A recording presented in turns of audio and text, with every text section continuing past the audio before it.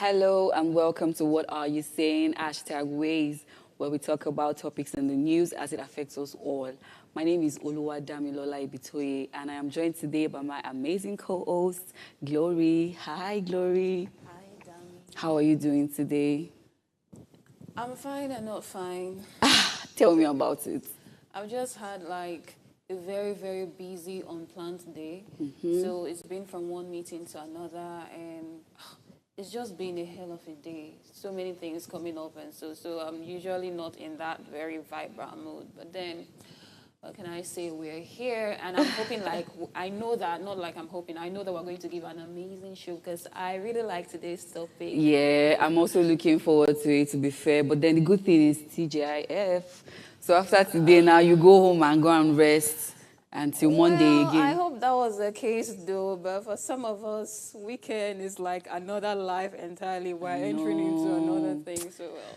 I wish you could unsubscribe from adulthood, low key, because I can't imagine that growing up, you wanted to be adult so bad. Now we're here and we're having to deal with all these things. Looking back, I'm like, I just wish I can go back to those days, but then. Me, I'm not particularly fine because I've had to incur a lot of expenses today alone, and I'm stressed. You're talking about, you're always See, talking about I am stressed. No, I just want to be a baby girl and enjoy life. Oh my dear, I'm sorry. No. But it is well, Sha. I mean, God will help all of us. So my fellow adults out there, I don't know how you people are surviving, but God will help all of us one way or the other. Anyway, here's what we found as today's quote.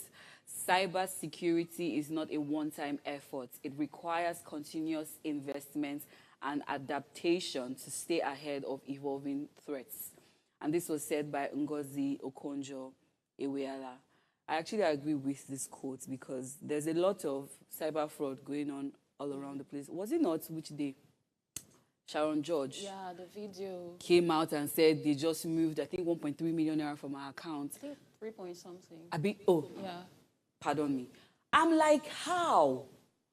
I don't know how did this scammer get into, how did they get our account information and all that? Like, I think it just further cements why we actually need a lot of cybersecurity, especially in our financial systems in Nigeria. And of course, it's not a one-time effort, something that has to keep going because with the way the technology is evolving, your cybersecurity has to evolve alongside. That's why you see maybe things like WhatsApp and stuff. They're always doing a two-time factor authentication, so that somebody does not just come into your account. Because there was a time that there was a lot of WhatsApp scam.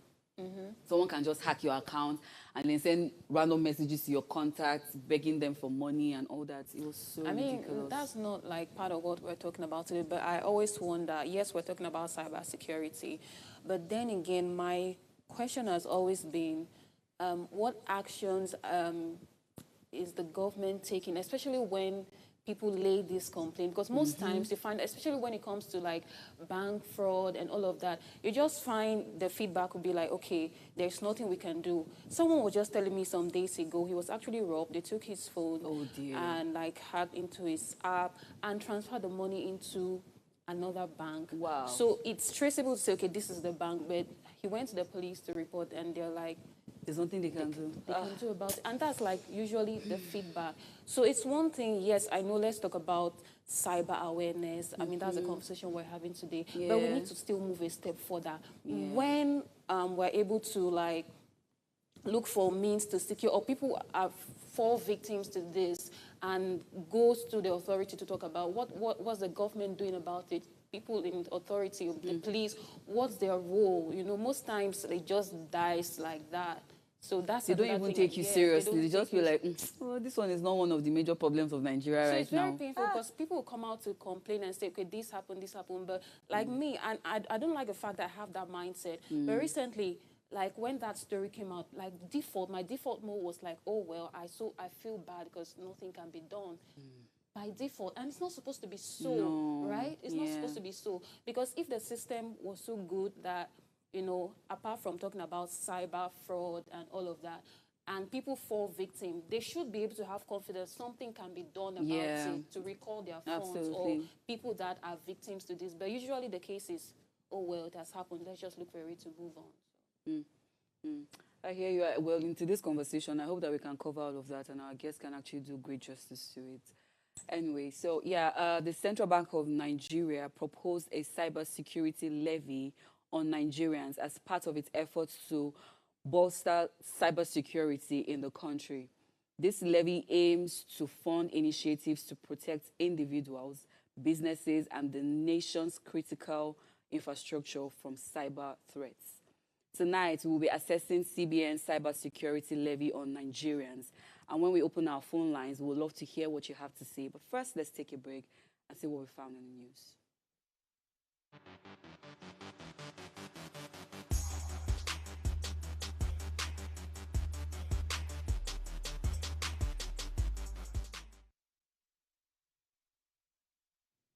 Thank you for staying with us. You're still watching Ways.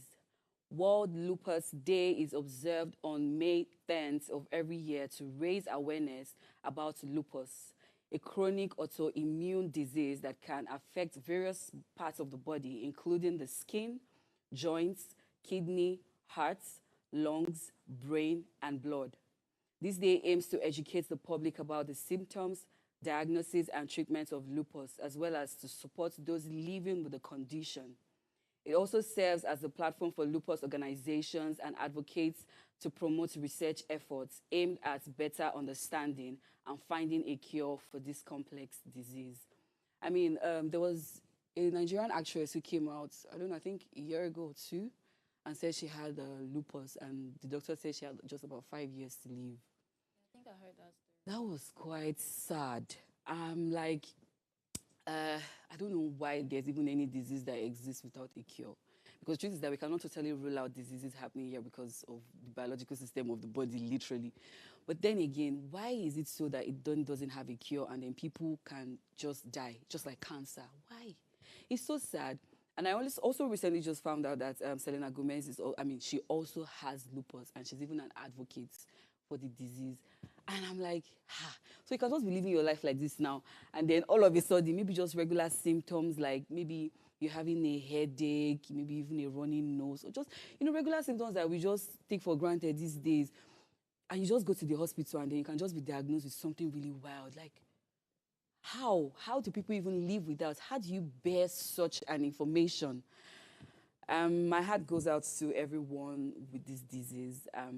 Somehow, maybe miraculously, I don't know, a cure can be found, and I hope that everyone is just holding up really well. And thankfully, there's an awareness that at least let a lot of more people be aware about the disease. Let them just like there are awareness for every other things. I think I'm one of the benefactors of this awareness because I did not really know too much about See? Not like until today I had to like read more about it. So I was like, oh wow, so many diseases out there. Like you hear one name and be like, oh wow.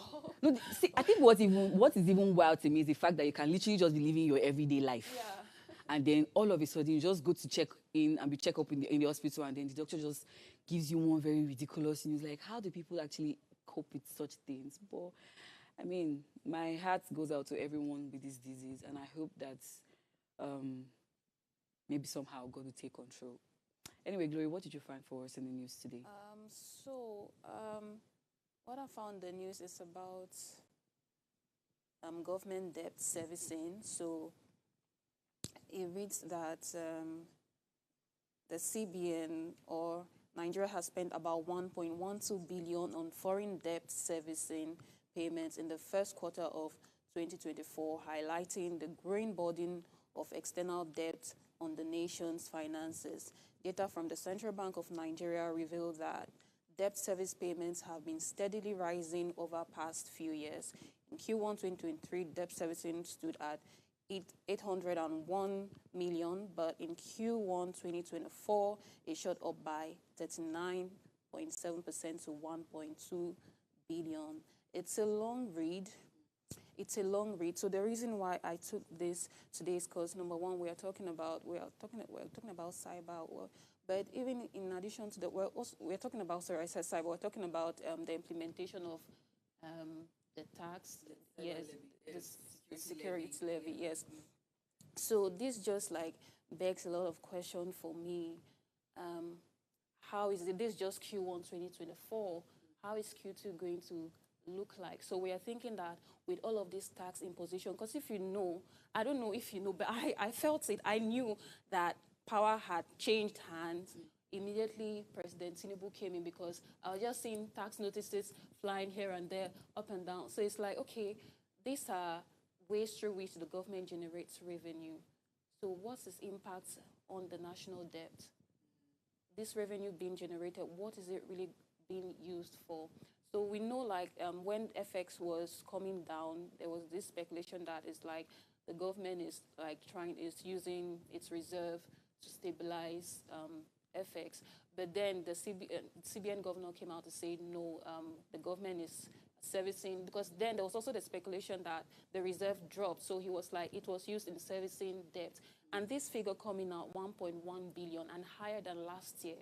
And knowing that the source of revenue with all the tax implementation, I believe has gone up. So I really do not, I hope, like, I pray we have an economist or someone that will analyze, because I really want to understand how is this going to affect the economy in the Q2, Q3. Are we still going to see more taxes being imposed in order to generate more revenue to sort out things for the economy, and even the government servicing debt? And why is it even going up, right? So there's also the question of why is it rising? You know, I sort of felt like, okay, with the sources of revenue, I believe is going up with different tax imposition and all of that. So then there should be like a way that's tied to the reserves and maybe all the debt funding, the interest. So is it like rates are going up? So I just have so many questions surrounding why are we now paying more? Why are we paying more compared to last year with everything the government is doing? Is it like the government is taking more loans to do things for the economy? There's just the whole question around that. So, yeah.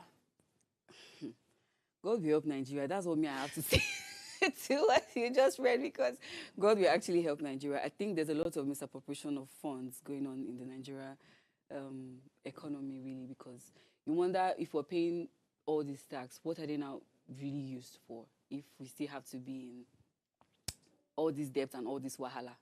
Anyway, God will help Nigeria moving forward. So what I found for us in the news today is quite interesting. Unfortunately, I think I'm having a bit of a network issue, so I really can't open the news. But so it's about okay, all right, God, God is on my side today. So so the Duke and the Duchess of Sussex, that's Prince Harry and Meghan Markle, they landed in Nigeria today. Yeah, so they'll be around for like a 3-day private visit, you know. I think the invitation was sent to them by the Chief of Defense Staff, General Christopher Musa, who said, so they were going to come to Nigeria actually to interact with wounded soldiers, considering that Prince Harry is the founder of Invictus Game.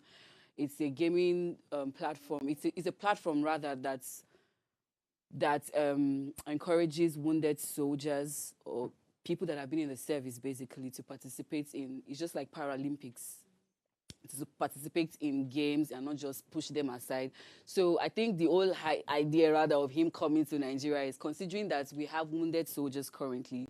So just to, in very informal terms, just to ginger them, you know, just to like lift their spirits, you know, and have these conversations with them, you know, give them words of encouragement, give them advices as to how to, you know, move on, you know, the things to do basically. So I think that's really the essence of their visit. But anyway, you are welcome to Nigeria. You are very, very, very welcome to Nigeria, and we do hope that your visit is a really pleasant one, and we hope that your stay is very, very well enjoyable as you come here and you stay with us and you come back a lot more often. Okay. So let's take a very short break. When we come back, we'll dive straight into the conversation for today. Stay with us.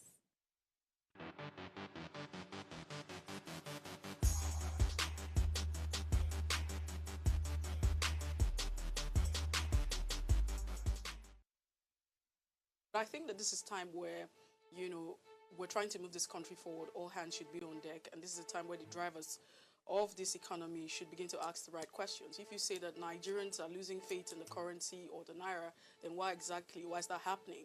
Why are we losing faith? If we can answer that question, then we get to the next. So what can we now do, and how do we do it? So these are some of the questions that we need to ask. But of course, it's not far-fetched. We already know what the answer is. We already know what the challenges are. First of all, you want to talk about, the fact that you need to close the gap between, inflation. So for instance, as I talk about the U.S. inflation rate is at 3.5, if I'm not mistaken, for 2024. If we and have you're those looking kind at of Nigeria, numbers, we'd be 3 like, point, come on, and we're talking about 33 point something at this point in time. So, but it's already been established that if you have this, two countries, one that has, a higher inflation rate, the value of the naira or the value of their currency would always drop. But I think that this is time where, we're trying to move this country. Efficiency in terms of electricity distribution. People should be able to see this power being generated. When you see that power is generated, you wouldn't really complain in payment. However, the hike in price was quite sudden. Yeah, they made clarifications that it only affects about 1.9 million Nigerians, that about 10 million more are still under subsidy. And it begs the question, are they not Nigerians? The so-called 1.9, are they not entitled to some form of subsidy? This should happen in phases, not outright like 200% increase.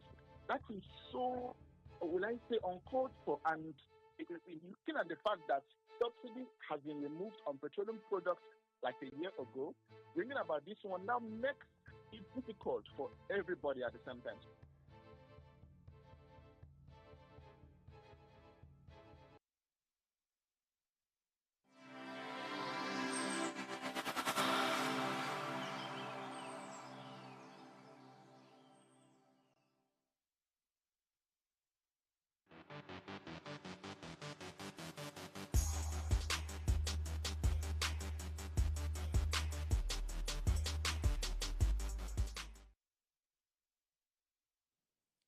Thank you for staying with us. You're still watching Ways.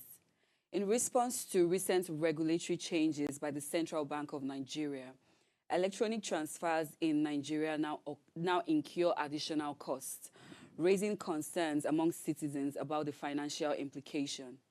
Tonight, we are assessing CBN's security levy on Nigerians. Now, here are some of the costs of electronic transactions at a glance, according to StatiSense. So for cybersecurity, senders now bear 5 naira on 1,000, going on like that. I think it's available on your screens. And up to 50,000 naira on 10 million naira.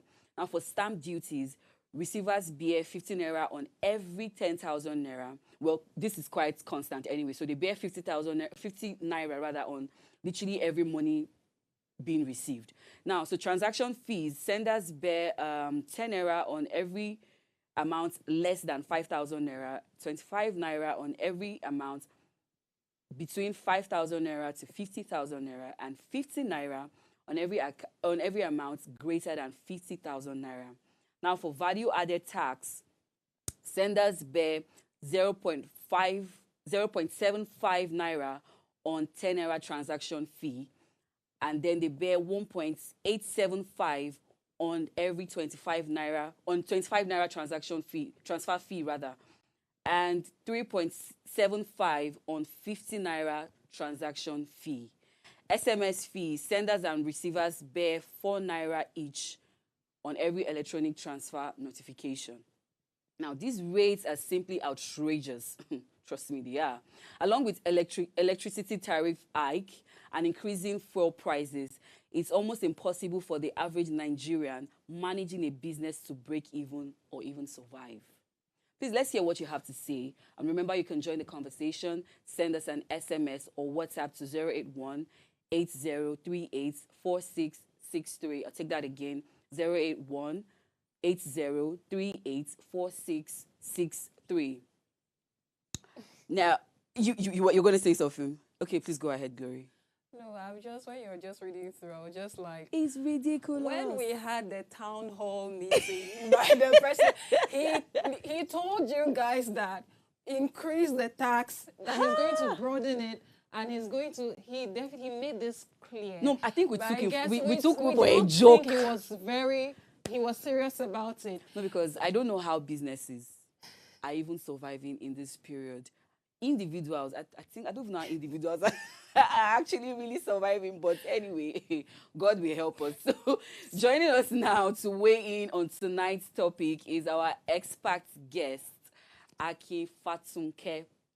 He's the CEO of Chronicler Associates, a communications consultant, and he's also the managing partner of Aki Fatunke and Co., a chartered accounting firm. He joined Mobile Nigeria in 1988 and has extensive experience in auditing, treasurers, controllers, and real estate. Aki, a JF Kennedy Jr. essay scholar, has had varied managerial exposure in Mobile's fundamental accounting, finance, and services function. He also won the Chairman's Service Excellence Award and has excellent interpersonal skill accreditation. Hi, Mr. Aki. Good evening. Beautiful evening to you, Dami. Good evening. Good evening, sir. It's a pleasure. In introducing me, the only thing you didn't add is that I'm also a mediator. All right. And that is the role. That is the role that I am going to be playing this evening. Interesting. on the Interesting. subject. Thank you very much. It's really good It's a to pleasure have to be you. here. It's really good to have you on the show with us today. God bless you. God bless you. All right. So first, what are your thoughts on the cybersecurity levy that the CBN has actually introduced to Nigerians at this point? Now, Dami, I will take it from the macro perspective. I hope you can hear me. Yeah, very well, sir. There is everything good about the security levy that was proposed.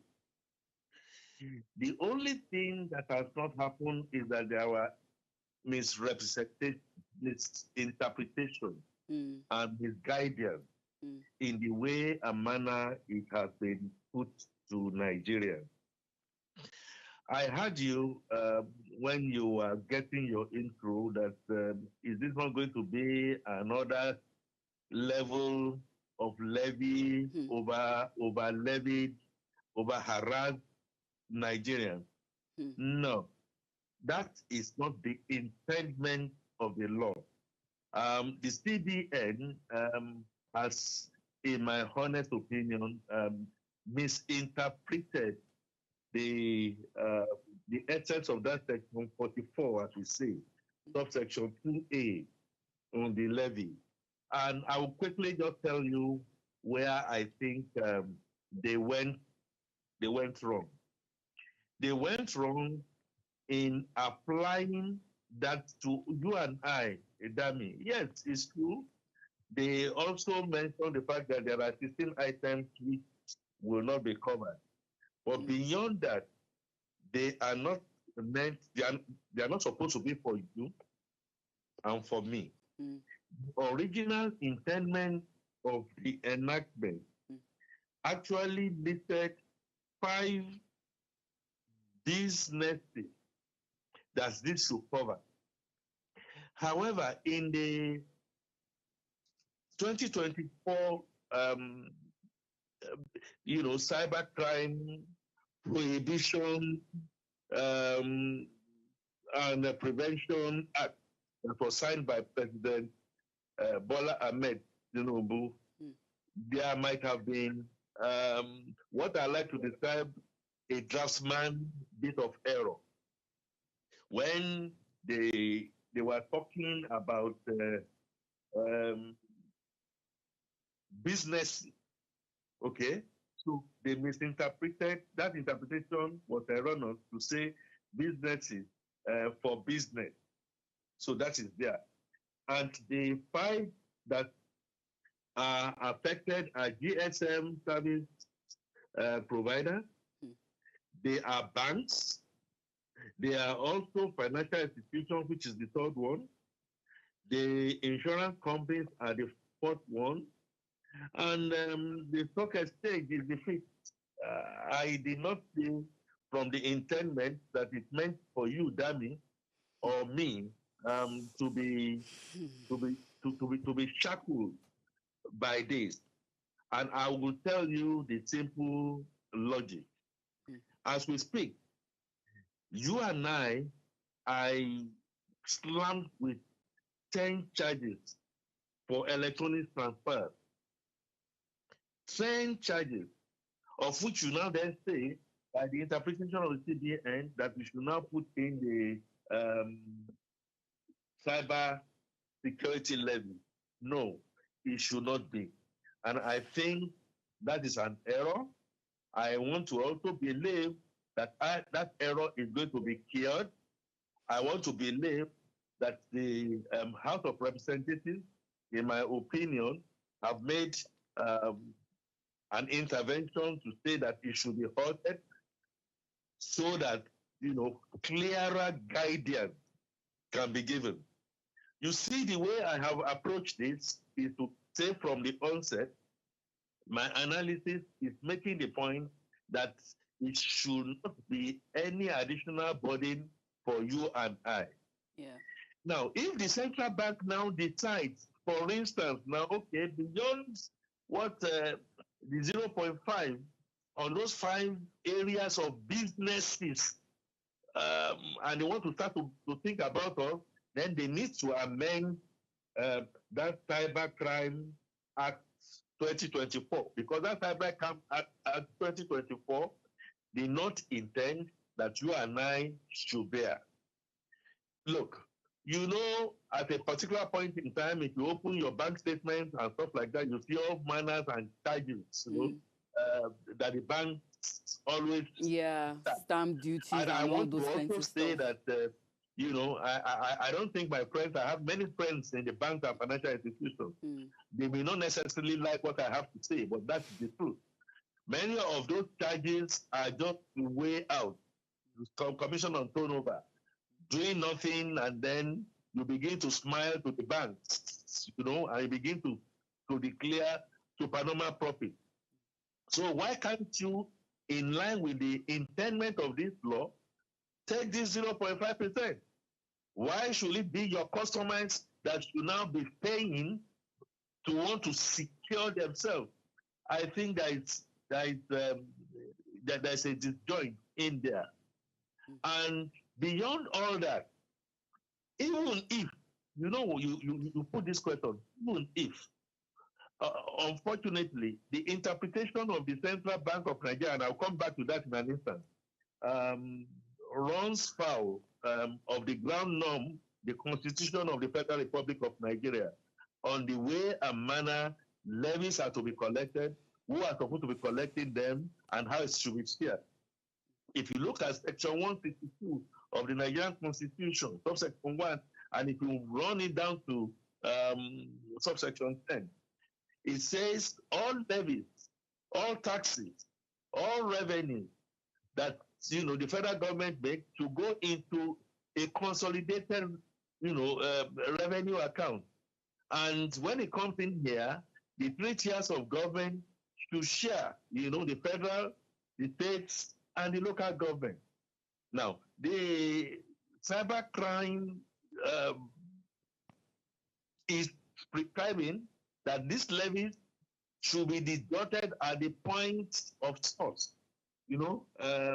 What they call electronic transfer origination, which means you and I will now be bearing that. Again, I've told you that that's the wrong interpretation of the law, but asking it to go to the office of the security advisor. We need to have a debate around that. In the immediate past, the office of the security advisor in Nigeria was enmeshed in a lot of controversies and a lot of corruption, during Jonathan's time. You will remember that very adequately. And if we have not cleaned that onion table, and you are now asking us to now do exactly the same thing, just look at it. It is estimated that 3 trillion naira, by way of the 600 billion that hovering around financial inclusion, financial charges, those charges that we talk about cyber will now be managed by the National Security Advisor. What is the total budget of the states? What is the total budget of the federal government? In a way, disproportionate. And we should not be trying to create a sub-government out of government just because we want to look at what I started with to say it's a great initiative. It's something that we should do. The Helsinki Declaration to which Nigeria was and is still a signatory. It's going there. The IMF has clearly told us that if you look at Africa, we lose about $2 billion annually to cyber crime. Yeah. And next year is estimated we are going to be losing about 12 trillion. The National Security Advisor is doing a fantastic job. I am not trying to put him down in any way. I mean, you see what he did about Binance, P2P, and OPay, and try to save us. But we must align with the Constitution. We must align with the intent of the law. And I am very sure the CBN, that I think I know, under Dr. Yemi Cardoso, that I have a lot of respect for, will be the first to really come back and then try to help us streamline as much as possible. You already mentioned it. We have fuel scarcity, high fuel prices that we're not even getting electricity. Electricity tariffs, at the last time, we are also looking at, labor. We have not even finalized on what should be the minimum wage and all that kind of stuff. So all these things dovetail to the fact that, yes, we have a great enactment. It is for you and I going forward.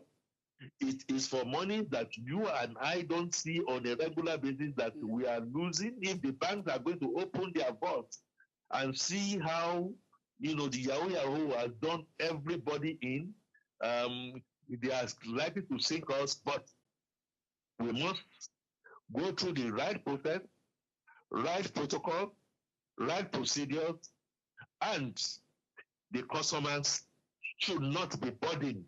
Okay, so Mr. Aki, I hear you.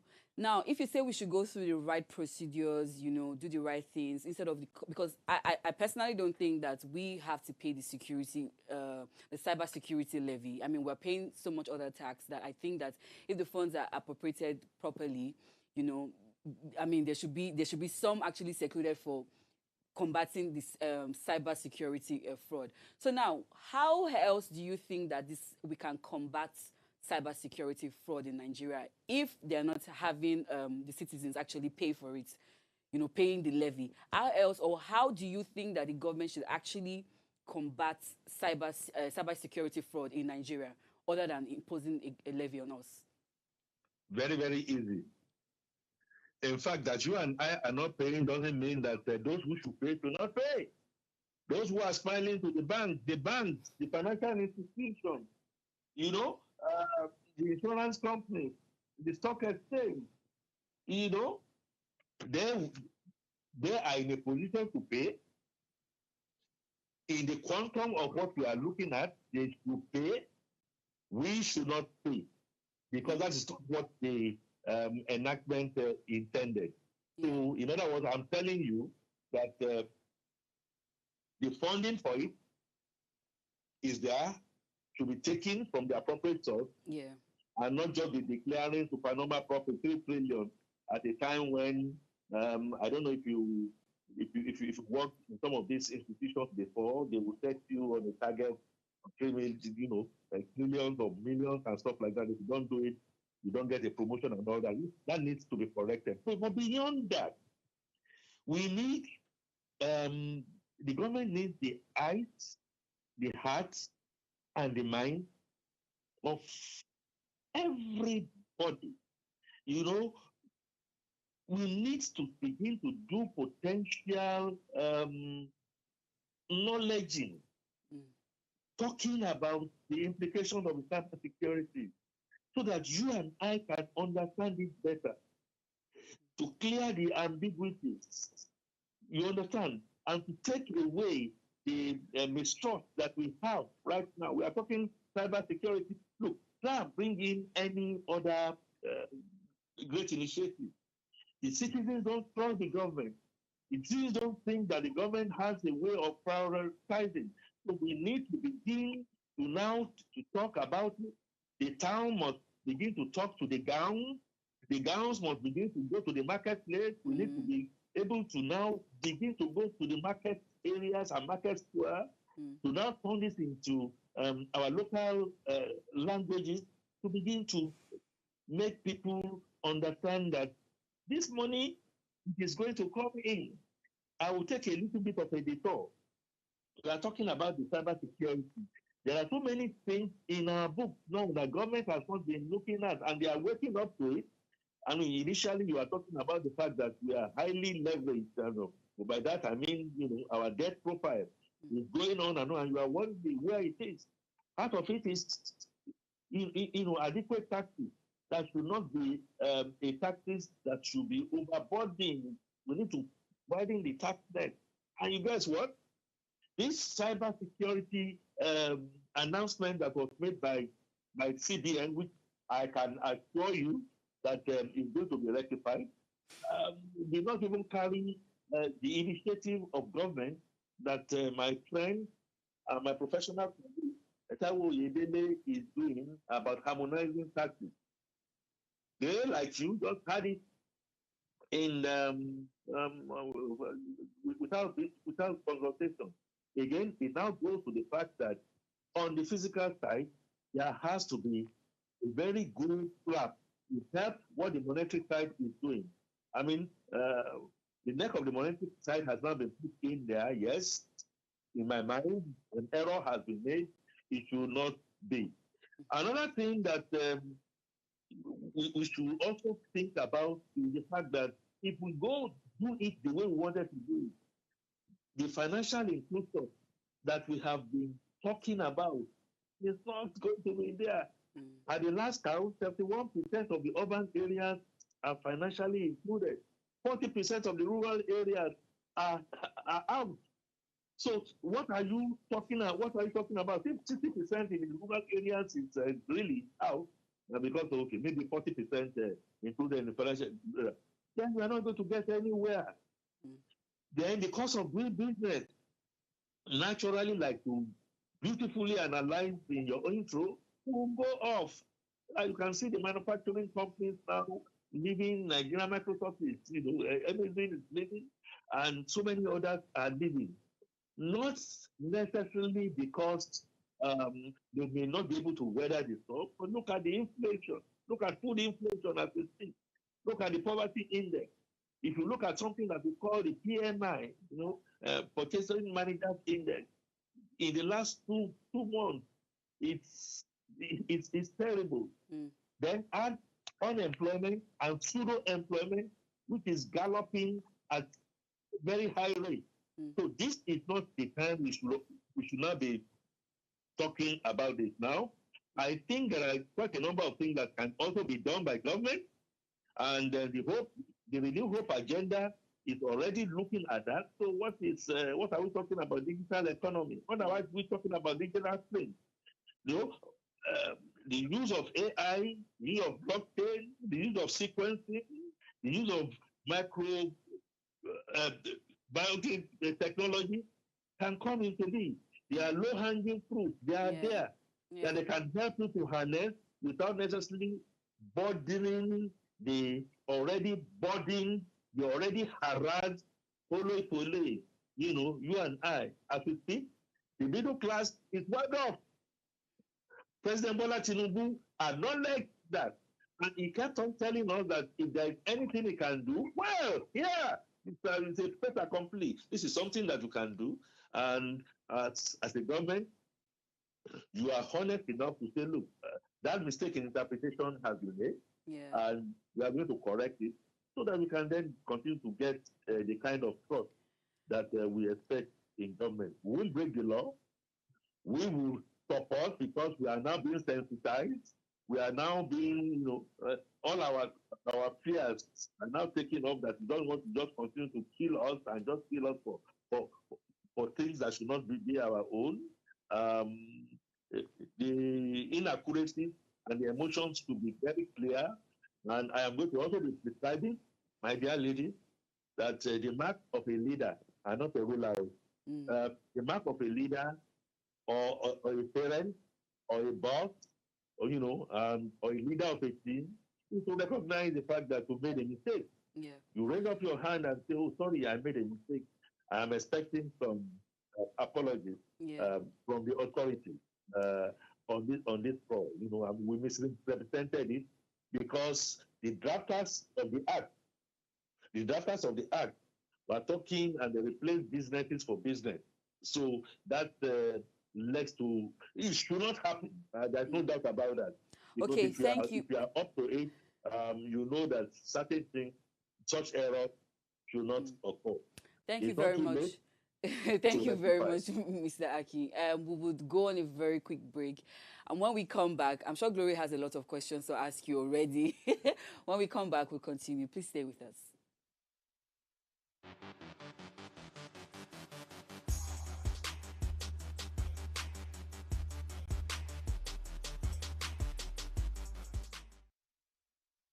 What has happened to the Band A customers is that the tariff has been adjusted to reflect the cost of the service. So let's even price the commodity properly. I mean, there is a conversation around whether electricity is basic amenity or utility, or whether it's a commodity. In the days when we were swimming in petrodollar, 70s, 80s, and things like that, you could think along that line, but not today again. Electricity is a commodity.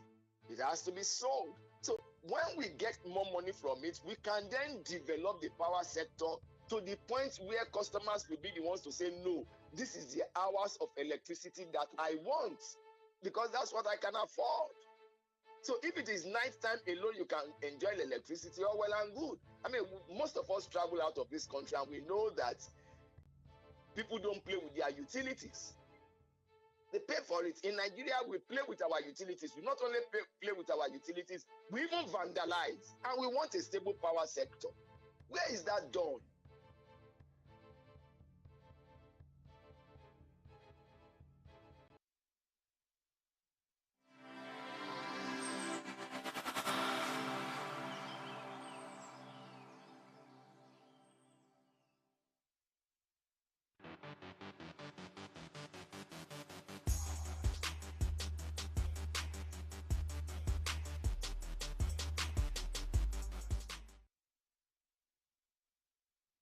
Thank you for staying with us. And if you're just tuned in, we are assessing CBN's cybersecurity levy on Nigerians rather. Please let's hear what you have to say. Remember, you can join the conversation. Send us an SMS or WhatsApp to 081-8038-4663. I'll take it again, 081-8038-4663. Our phone lines are now open. And you can call us on 070-2500-7749. I'll take it again, 070-2500-7749. Glory, so I'm sure you have a question for our guest. So I'm trying to clinch to everything you've said with every fiber that I have, hoping that CBN governor will just probably come back and tell us that it's a it was a joke. But I mean that rarely happens in Nigeria, where once something is said out openly, they'll come back and take it. So back. Are you saying that there's a probability that either the CBN governor or a spokesperson to the governor or maybe news outlets will come out to say this was erroneous or we misinterpreted or things like that? Should we clinch to that? Because from what you're saying and everything you're saying, I'm really trying to hold on to it.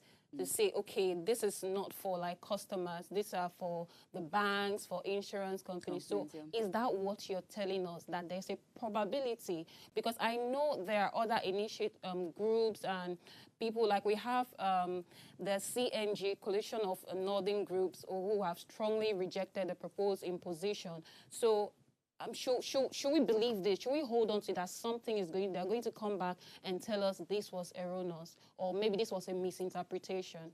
Because I'm thinking again, like for the CBN governor, to come out like this, like you said, this an act that has been there since last year, from what you said. So is it like for him to come out? So is there no where could he have drawn his references from? And for him to, because he probably not just come out on his own and just like wake up one morning and say, no, this is what I want to say. So this is probably something that's been an ongoing conversation. So what even, how will I put it? So why was that a misinterpretation in the first? Because I'm just really trying to understand. Why did they even misinterpret the information in the first place? Yeah. So with this now being made public, do you think there's a probability that they will still come back and say this was a misinterpretation, at least to put our minds at rest, so we don't assume things? You have asked a very beautiful question, very intelligent question. And they say, I think when you were in the nursery school, they told you that once beaten, twice shy. But in the situation of Nigeria, you are beaten 24 times. I don't know how many times you will eventually be shy. So I understand what you have said very clearly, and this is something emotive. This is not begging. This is not in any way playing to the gallery. I am an accountant, and I am a mediator, and I have a bit of the knowledge of law. It's a matter of law. Mistakes can be made by anybody. It should not be things that will always continue. But if you are not properly guided, you will go for that wrong mistake. I understand what the public and what you are saying about the central bank governor. He carries the kind of warmth now, but I mentioned an issue concerning interpretation. Our constitution, if you remember, the same lawyers will look at that same lawyer, and depending whether you put a comma or you don't put a comma, the lawyers can argue and say that this is what they are reading to him, and that is how it should go. It is only the court of law that will now be the final arbiter. I think basically that enactment of cybercrime, prohibition and prevention, etc., Amendment Act of 2024 had a fundamental flaw in the drafting. The drafting took from the main act itself and changed the word businesses for business. And some people look at it and say the other way around. Because the second schedule in the originating act talked about businesses, and those are the ones that I have read out to you, and which you have also said: the banks, the financial institutions, the GCM operators, the stock exchange, and the insurance companies. Those are the businesses. But when that drafting was going to happen, it just said business. Somebody will now interpret that to mean that you are a business entity. I am a business entity. We may be doing our own little bit here and there. And let's give a credit to the central bank governor interpreted wrongly, but also was clear to look at that and say there are 16 items that will affect you, will affect me, that are exempted. So I am making this point. The control over such an error is already instituted by the House of Reps. That control now then says, give us a much more clear directive. And that directive will not be what you had issued to say that at the point of origination, when you begin to now do a financial transaction, it's going to affect the customer. And justification has also been made. And I'm telling you that we have a central bank governor now, in my honest opinion, who is a controlled person, who is a regulated person, who is audit inclined, and will not want to do anything that goes against the law. It pointed out to him.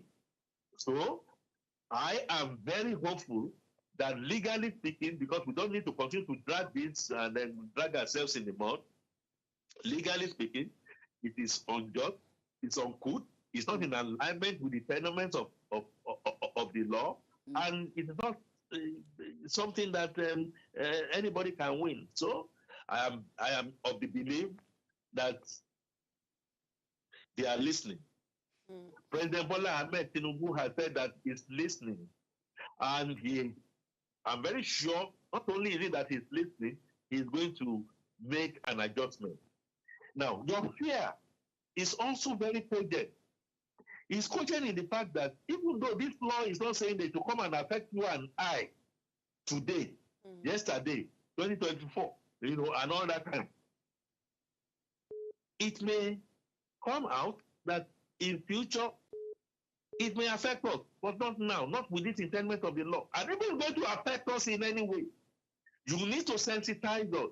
You need to carry us along. We need to see value in what you are saying. We need to see the kind of savings that you are making. We need to follow the money. The 3 million, even though I don't agree for now, even if it's going to be supervised by the National Security Advisor, who I already told you is doing great things. The Binance thing is an example. It's still not enough. He should tell us where this 3 trillion that is going to be deducted from these 5 sets of businesses, not you and I, 5 sets of businesses, what are you going to use them for? Exactly. Are you going to now then go into and tell us that security issues is not auditable and then no. We don't want such opaqueness. We want to know where it is going to. I don't want the federal, I don't want the states, I don't want the people to go and share the money and go and be buying yacht or buying motor vehicles and stuff like that. That is the thing. We need to put their foots to fire in respect to that. If we don't see you doing what is right, then you can't come back to us to come and say you want to continue to want to levy us. Bottom line, yes, a misinterpretation has been made. It is not in any way, and I saw your fear. Dami mentioned that before we went on. It's not like because you and I will not be paying. The money is not going to come. The money is already there. The money is hanging with all those companies. They are smiling to the bank, to all these people. They are smiling to the bank when they audit their account. You see that everybody is going down there and they are going up. We are saying 0.5% of financial inclusion transactions should come from you before you declare your supernormal profit. And in any case, when you declare those profits, who do you declare those profits for? Your shareholders. You are not thinking of the customers. That means you and I, you are customers, you are putting our money in there. They are charging us for quite a number of things. What comes back to us? You should not now come back and now be telling us that you should not pay for cybersecurity. It's your responsibility. Yeah. Go out there. I have paid my dues. I have trusted you enough. And I have put my funds there. I should not be cyber crimed in any way.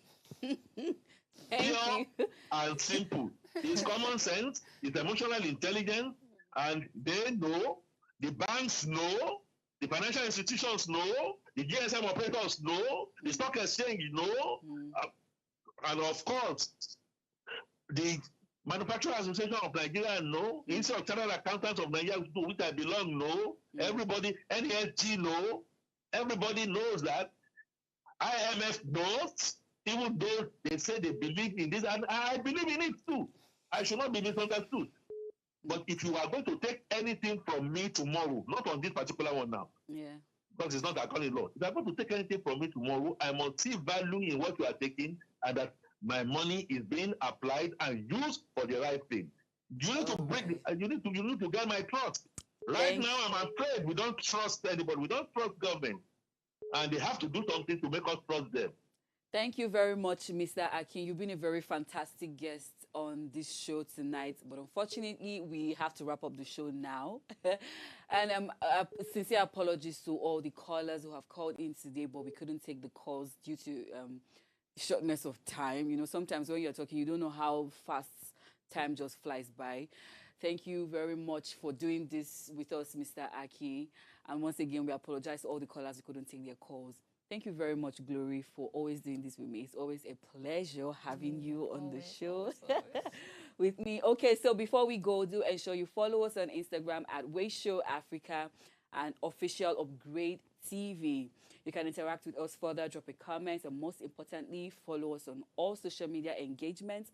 Remember to like, share, comment, invite your family and friends to watch us and follow us.